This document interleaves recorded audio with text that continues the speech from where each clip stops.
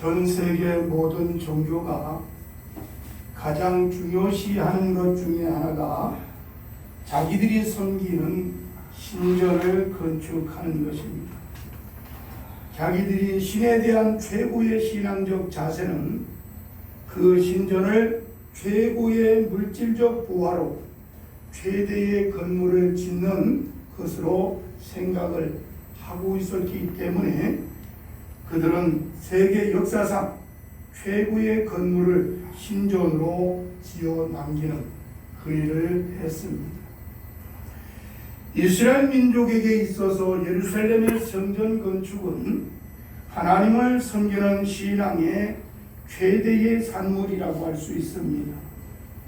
특히 이스라엘 민족은 예루살렘 성전에서 모든 축복과 은총을 받는 선민의 긍지로 살았습니다. 실제로 이스라엘 민족은 성전 없이는 살 수가 없었습니다. 왜냐하면 그들에게 있어서 성전은 신앙의 중심인 동시에 삶의 중심이었기 때문입니다.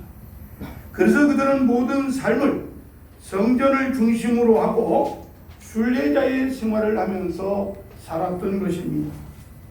저들은 1년에 3번씩 예루살렘 성전을 찾아가는 절기를 철저하게 지켰습니다. 예수님은 유대인들의 그토록 존중이 여기는 바로 이 성전을 헐라고 오늘 본문에서 말씀하셨습니다. 이 말씀은 당시 유대인들에게 혁명적인 선언인 동시에 유대인들의 신앙의 정면으로 도전하는 그러한 것이었습니다. 그러면 왜 예수님께서는 무엇 때문에 이 성전을 헐라고 말씀하셨느냐고 하는 것입니다. 우리가 아는 대로 당시 예루살렘 성전은 솔로몬 왕이 7년 세월을 거쳐서 완성을 했습니다.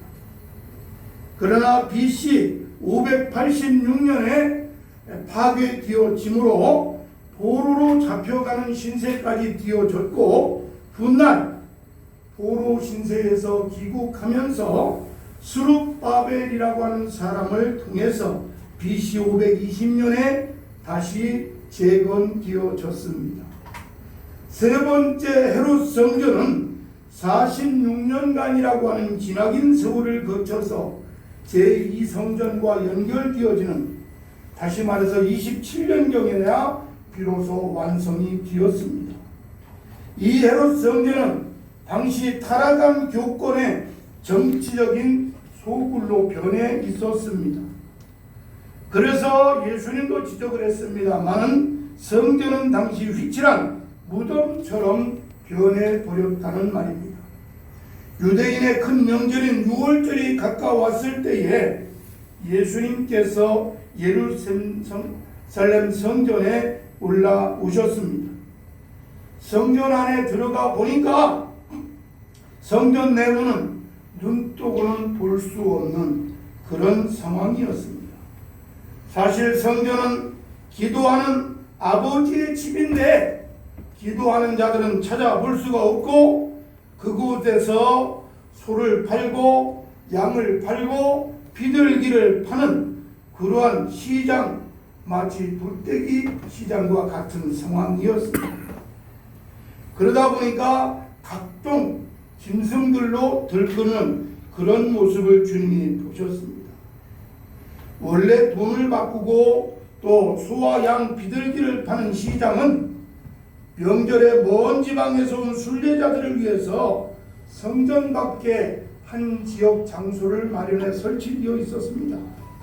그것이 어느 때부터인가 성전 문 안에 들어와 버렸는데 당시 물질의 눈이 어두웠던 제사장들이 상인들과 결탁을 해가지고 한 발 한 발, 한 명 두 명 성전 안으로 끌어들이기 시작해서 예수님이 성전에 들어오셨을 때에는 성전이 마치 동물들, 그 우글거리는 동물들의 그러한 시장이 되어져 있었던 겁니다.